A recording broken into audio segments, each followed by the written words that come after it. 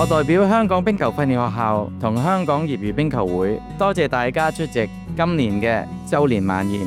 過去一年，我哋成功喺元朗、屯門、北區同黃大仙裝置咗4塊仿真溜冰場，喺14個行政區組成咗17支青少年隊伍。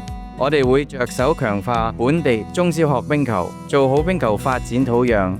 香港冰球訓練學校同埋香港業餘冰球會呢，多年來呢，你哋積極走入各區嘅學校，安排體驗日、訓練班，為咗冰球呢，培育新一代嘅生力軍。